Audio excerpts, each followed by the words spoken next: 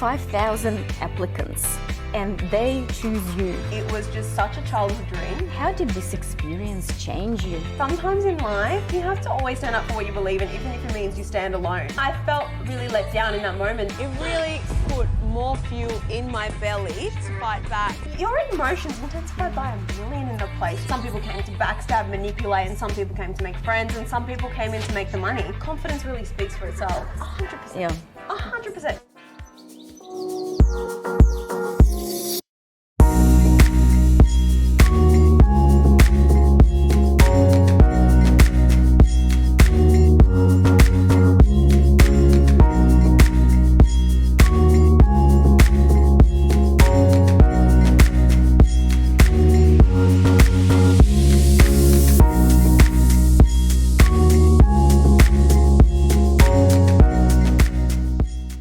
Hi, I'm Elina Reddy, and welcome to Russian Influence. We're at Talk to Me. It's a bar on Commercial Road, South Yarra. We've got the lovely Christina Podolyan with us, who is a Big Brother finalist 2021.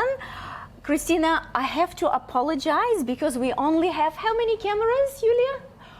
4 cameras here today. I know you're used to many, many more. I know I'm used to at least about 80 a day. Actually, speaking of, I really love the name of the bar, Talk to Me. Like, it reminds me back in the Big Brother house when we getting called back to the diary room, and Big Brother would always go, "So Christina, talk to me." So it's pretty cool. It's like bringing back old memories. Well, that's why we're here today. Yeah. 55,000 applicants, and they choose you.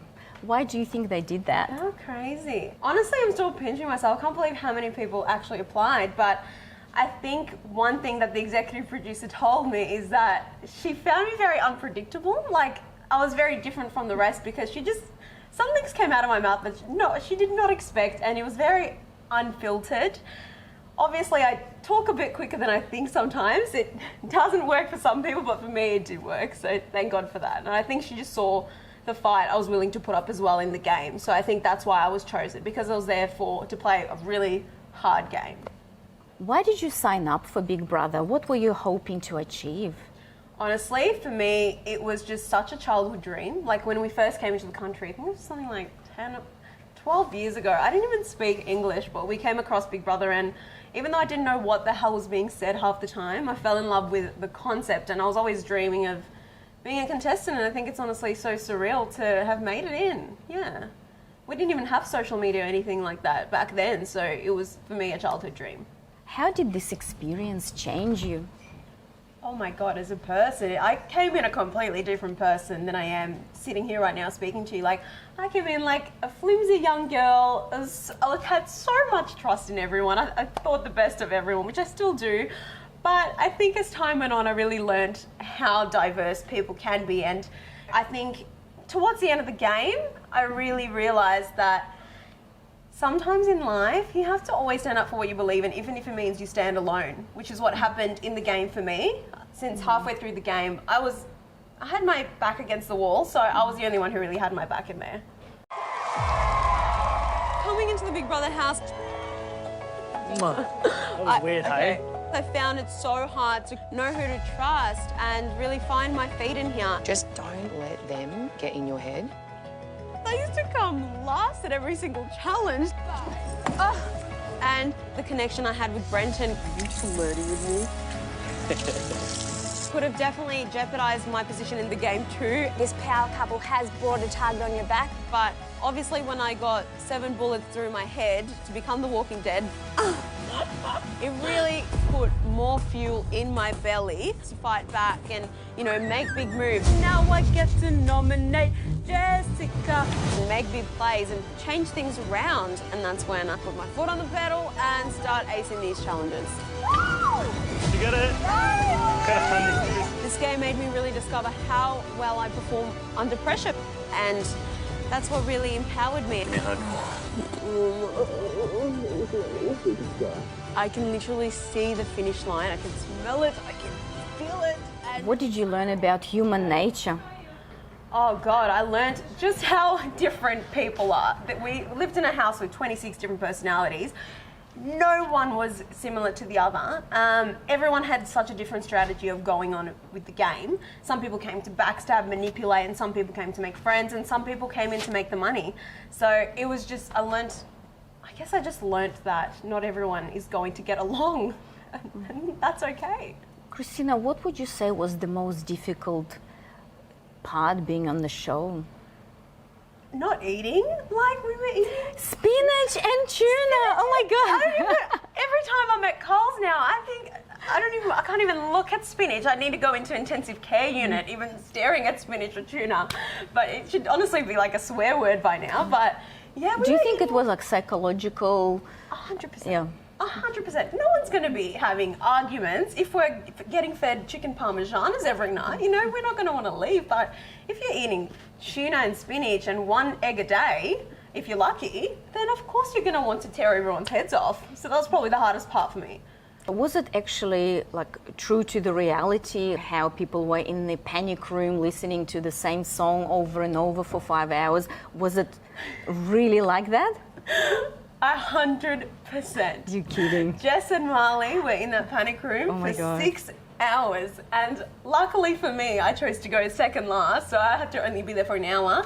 Longest hour of my life, but the poor buggers before us, 5 hours beforehand, when I came in, they were half dead. In the morning. When I was watching it, I thought surely it was montage. It was And terrible. in terms of housekeeping, did you have to clean everything? Like, how did that work? Did you cook everything yourself and clean all the showers and toilets and make your beds? Oh God, I wish we had housekeepers. That would have been a dream, you know, but no, we had to do the dirty work 100%. Even with the cooking, we wish we got chefs because we wouldn't be as angry. But I think as soon as we started evicting the actual big cooks, we were like starving, but like we would have fried eggs for dinner because no one knew how to cook. We were useless. So I think, yeah, we definitely had to take some days of the week off to keep cleaning and, you know, get toilet checks done. But the point of the game is no contact to the outside world whatsoever. So we were in charge of our own makeup, our outfits, everything we had to do ourselves. Incredible. Yeah. And what was the most enjoyable part of the show for you personally? Oh my God, like the best part of the show. I reckon my favourite part of the show was getting Jess out. If I have to say. Because, yeah, look, up to 5.5 hours, come on, that's a long time to be on a challenge. To finally get back at someone who's been trying to get me out for so long was probably the most incredible thing. I was celebrating You that know- moment when I was watching. Did you see me? I made a dance. I was about to do a hip hop break dance all the way through. But I think my favourite actual challenge was in the house was when we had to get carry our lunch from one end of the table to the other while we were getting electrocuted. Yes. So they covered both my hands in the electrical, what are they, stingers. And as I'm carrying my It was curry, like defibrillators, yeah. yeah, seriously, they were just having the time of their lives, but we were just screaming in agony, and they'd zap my right arm and they'd zap my left arm, and I'm sitting there, my poor curry's having a concussion, like I'm going like this, while screaming the pain out. It was hilarious. Everyone was so funny on it.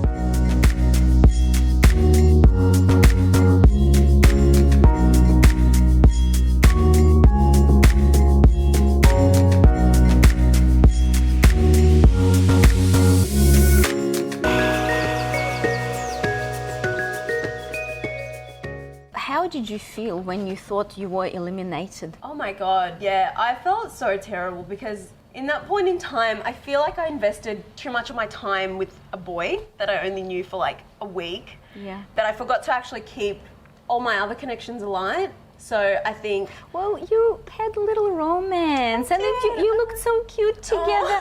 I thought, like, for a brief moment, you fell in love. And it was a cute little fairy tale in there because your emotions intensified by 1,000,000 in the place. You forget that there's a world outside of it because you can't call home, you can't ask how mum and dad are. You forget about everything and you're just living so present in the moment. Yeah, I felt really let down in that moment that I thought I kind of wasted the experience towards a little romance, but thank God that was not the case at all. Yeah, it was just the starting step. why do you think they saved you after you were eliminated? And Oh, do you know what? I honestly think what they said was no one actually got saved, but because I thought some people kind of had a disadvantage as well, but Big Brother actually said itself that when the days are all like noted for what's happening on what day, if you just happen to fall on that day of eviction, then you're lucky. That's what they said. So that's what they say. I don't know the truth. But yeah, so I happened to really get that lucky slot where I just went into The Walking Dead. And lucky for me, I actually made it out because I could have still gone home because I still had a 1 in 3 chance of going home. But thank God I had more threats next to me that kind of dulled me down a bit. I really, really enjoyed watching the show. Did you ever get to meet the voice of Big Brother? I wish. Every time I was in that diary room, I'd say to him, Big Brother, come on, like, can I find you on Facebook or anything? He'd be like, no, Christina, that is not appropriate. But all right, well, if you see me in the street, can you just wink? Like, don't even tell me you're Big Brother. But if I see a wink, I'll know. Okay, and it stays between us. And then he'd just open the door. He wouldn't say anything. He'd just be like, all right, Christina, thank you, and would just kick me out each time. Amazing. I So love how cheeky. Mary said, Big Brother, I've got a daughter. Yeah, but you'll be fat because I love to cook. God, no, Mary's a good cook. We were all getting really porky in that house. So do you think it's something that you would like to do again? Like to have this experience? Like Big Brother. Something like this? Yeah. Yeah, I'd be open to it. I mean, TV shows, maybe not like Big Brother again, but MasterChef, maybe not as a cook, but as a food critic, as a taster. Because I can't cook, but I can eat. The Bachelorette or The Survivor, Love Island. Yeah, Survivor would be awesome. I do feel like Big Brother was already like Survivor, just a little more bitchy, but it would still be pretty awesome. Yeah. Did you have a strategy during the game? Like, did you go into it thinking, okay, I am not going to win challenges in the beginning, or were you trying extra hard, or what was your mindset when you went into the show? I straight away, even in my first interview, I already knew what my strategy was going to be walking in. I told the executive producers that I feel like whoever comes into the game strong starts winning all the challenges.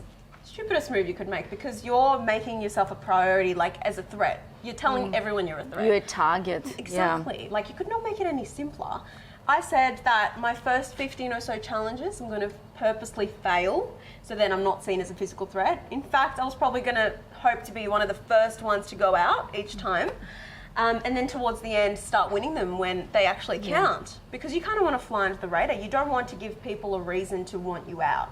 Halfway through, you won that challenge with Danny. Probably it was a bit difficult to sort of not to win it when you were with someone in the paired up. Exactly. It's hard to let your friend down when it's so early in the game as well. When it was me on my own, I was more than happy to do it because I was only reliable for myself. But I think when it was Danny there as well, I didn't want to let him down, and that's why we just put in 120% and stuck it out. It was so hard.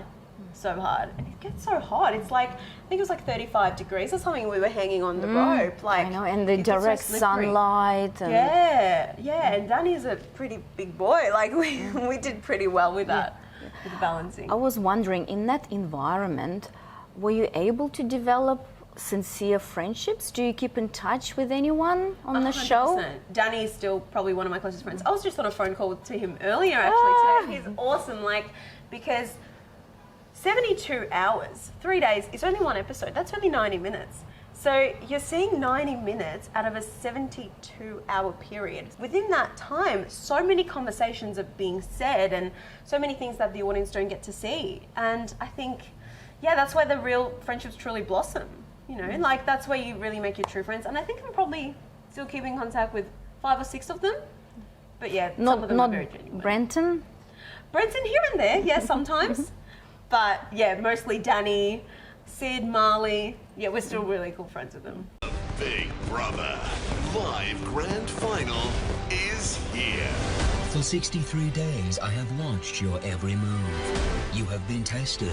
You have triumphed. Housemates, it's time for Australia to decide which of you wins my game. Voting is now open. Head to bigbrother.com.au to vote for who you want to win. Will it be Marley? I'm so proud that I've gotten this whole way being myself. Sarah Jane, I've worn my heart on my sleeve. or Christina? I went from being the most underestimated to a challenge threat.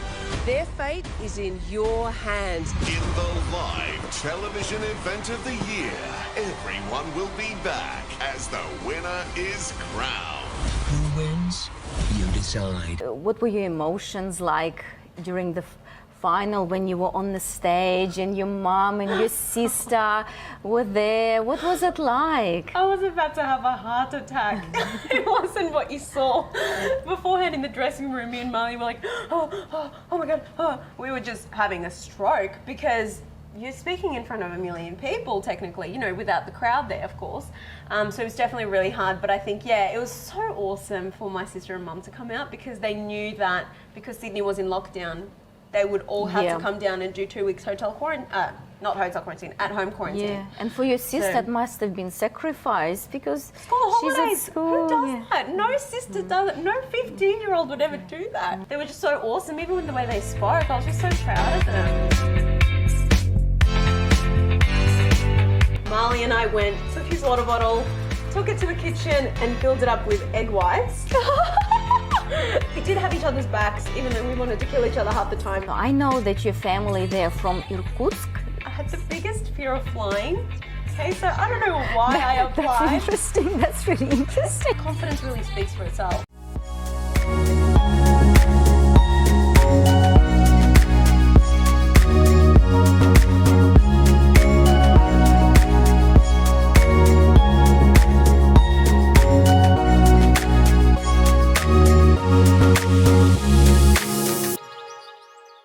Were there any moments that were very interesting and your favorites that were not aired? Oh, so many moments were not aired. I think one of my favorite moments was when we were doing a 24-hour challenge and it was to catch the leaves from the tree. I don't know if you can remember. It was an electrical tree. Yes, I remember that one. Oh my God. Worst challenge ever. You didn't even have a chance to blink and the leaf is already down. It was just so frustrating. But Ari, one of the housemates, he was really thirsty and wanted his water bottle. So Marley and I went, took his water bottle, took it to the kitchen and filled it up with egg whites and gave it to him to drink. Now so you can imagine Ari. Ari's very, he sensitive, was not happy. sensitive. Yeah. I think he's still getting over it. I think he still thinks he needs to go to hospital for it. But yeah, a lot of moments. And Danny was very cheeky during that challenge because he had to pretend. Yes. And we had no idea until we were watching it back. How crazy is that? But I do think a lot of essential parts of the show weren't aired as well. Like a lot of arguments weren't aired, and it would have made sense as opposed to the audience watching it back and being like, well, that doesn't make sense. How's this person want this one out when in the last episode they were best friends? But it's because there was that fight the night before that was never made it to air. So it would have made things a lot clearer. Who was your most favorite person on the show to hang out with? Apart from Brenton, there is for that brief moment of romance. God, their housemates couldn't get rid of him sooner. I just blinked and they already killed him. Poor guy. Danny. Yeah. Danny, hands down. I think it would not have been the same experience without him. He just made me laugh so much. And, you know, we did have each other's backs, even though we wanted to kill each other half the time. But he was just so mature about the whole thing. And do you think his background in Navy SEALs, do you think that somehow impacted on the person that he is today? Totally. And his leadership skills? 100%. He's very, says it to your face.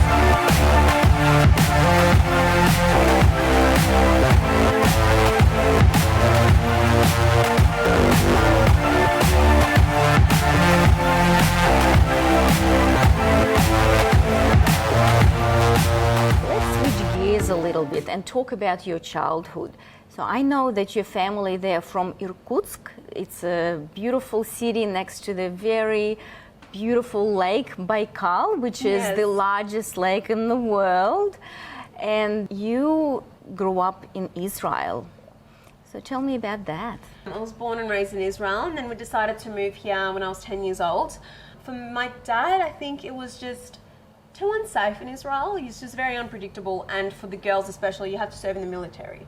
So he just didn't want my sister and I living that lifestyle. So we moved down here, and it's been amazing ever since. We visit our family here and there, and it's just really sad to hear what's going on in Israel at the moment as well. So I think I'm really grateful that they made that move for us.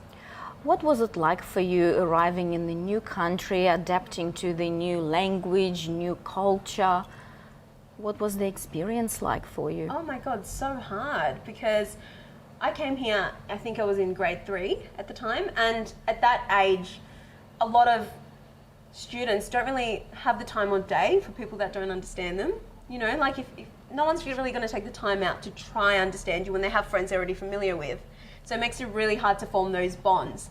So yeah, I guess by the time I actually learned English, which was probably late grade 5, that's when I really started to hang out with more, you know, normal Australian school kids, whereas beforehand it was like maybe an Israeli friend here and there when they wanted to chat. And you speak Russian fluently. Yeah, we speak Russian at home, but there's not many, there wasn't many Israeli or Russian students in my class. It was made things so much harder. But now I talk like the ears off a donkey. What's the saying? The back off a donkey's. I don't even know. It doesn't matter. No, but now I talk too much. Well, we love it. We love it. Big Brother loved it. The whole audience loved it. Christina, you are very talented on so many levels. So let's count how many languages do you speak? Not that talented. I speak 2, even though I was born in Israel. I don't have anyone to speak it with here in Australia, so it kind of died down. My Hebrew is not up to scratch. So probably know 5 or 6 words. Doesn't get me over the line. So yeah, 2 languages. Russian and English. Yeah, I did the Japanese, but one sentence doesn't really count. You're a flight attendant. You work for Jetstar. Yeah. How did that come about? Do you know what? I don't even know. I think it was something I've always wanted to try. So yeah, Jetstar, I saw it on Seek. I was like, you know what? I'm not going to get this, but I'm going to apply anyway. Mind you, I had the biggest fear of flying. Okay, so I don't know why I applied. That's interesting. That's really interesting. That's one way to get over a fear, right? Work yes. there. I was like, imagine being scared of skydiving and you just apply to be a skydiver. Like, so I tried that, got the job, and I was like, oh my God, what have I done? I'm actually so scared of this. And even now, every flight I do, if there's bad turbulence, I just sit at the back and go, oh my God, I need to find a new job. I need to find a new job. How has COVID affected your job? Oh, severely. Last year in 2020, I had from March till January off. That's what, quick maths, that's like 10 months, I think, yeah. And then now, the past 2 months I haven't worked since Big Brother has actually ended. So yeah, it's been so hard, to say the least. How has the experience of Big Brother changed you? Like, if you look at Christina beforehand and Christina now, what is the difference? Massively, completely different person. I am so much more confident in myself and everything I say, whereas beforehand I would just always stutter on my words, and I would just, because you know, you have to believe what you say as well. That confidence really speaks for itself.